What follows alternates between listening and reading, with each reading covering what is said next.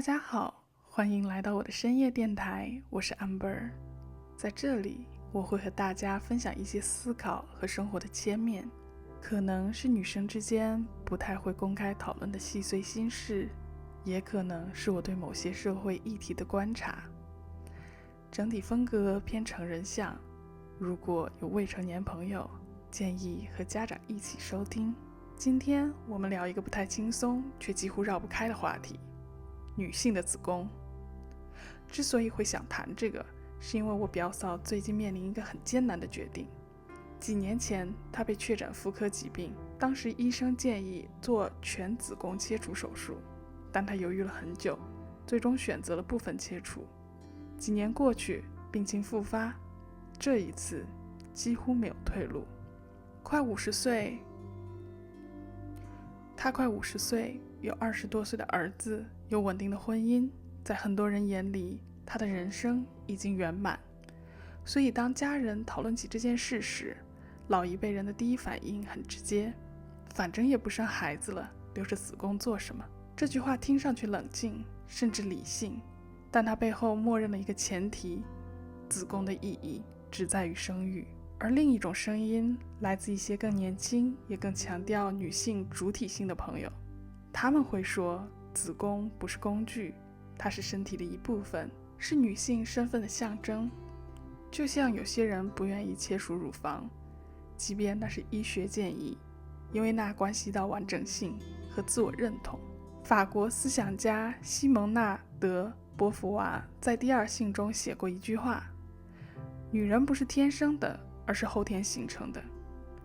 这句话常被引用来说明性别并不仅仅是生理结构，而是社会、文化与经验共同塑造的结果。那么问题来了，如果性别是一种社会构建，那子宫到底意味着什么？在我看来，两种立场都有他们的时代背景。把子宫完全等同于生育功能，是传统社会对女性角色的限定，而把子宫上升为女性身份的核心象征，也可能是一种新的符号崇拜。当我们拼尽全力去守护一个符号的时候，是否也在无形中再次被符号定义？当然，这些讨论终究是旁观者的推演，真正面对手术的是当事人。而几乎每一个女人在听到这个故事时，都会不自觉地代入，因为我们知道妇科问题并不遥远，它随时可能发生在任何人身上。有时候我们讨论的不是它，而是在为未来的自己做一场心理预演。在我被这些价值观拉扯的时候，又出现了第三种声音，看上去更科学，更有逻辑。有人担心子宫作为女性身体的重要器官，是否会影响激素水平？失去子宫会不会加速衰老？会不会影响免疫系统？会不会让身体失去某种重心？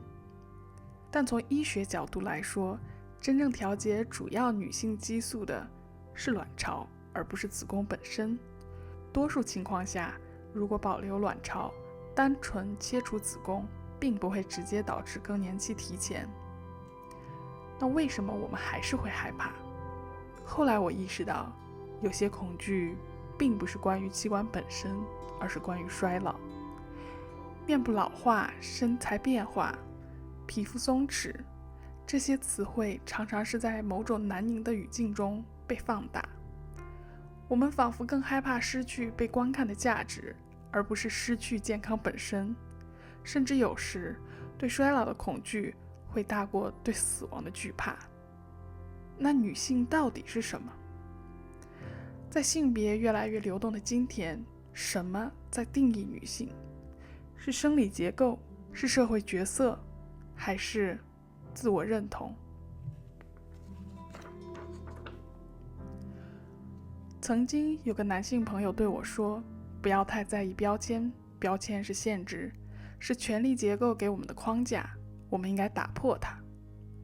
那时的我也很认同这种说法，觉得去他的标签。但后来我发现，有些人，包括我自己，其实是需要规则和标签的。他们像某种秩序，让人安心。不是每个人都必须成为突破边界的人。有些人喜欢稳定、清晰、被定义的状态，只要这种状态让内心安静，它就不该被轻视。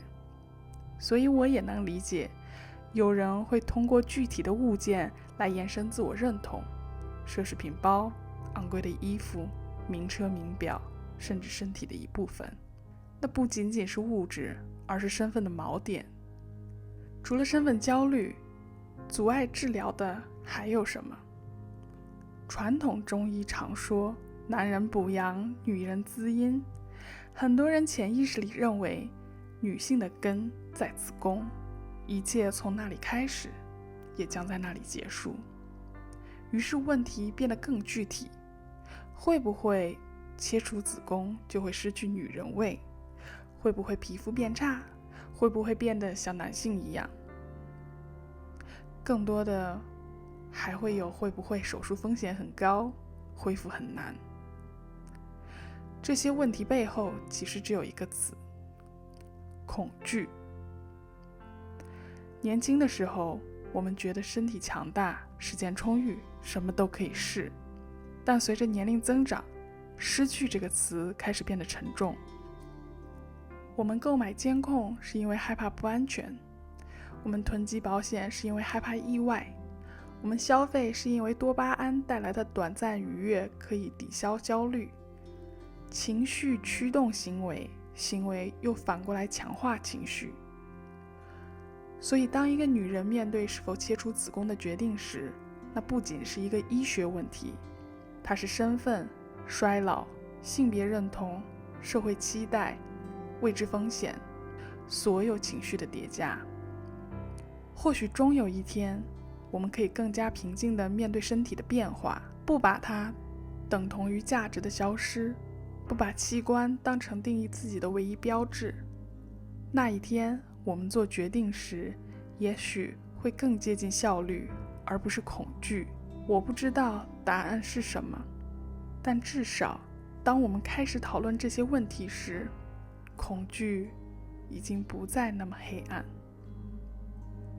这里是 Amber 的深夜电台，谢谢你听到这里，期待下次与你相遇。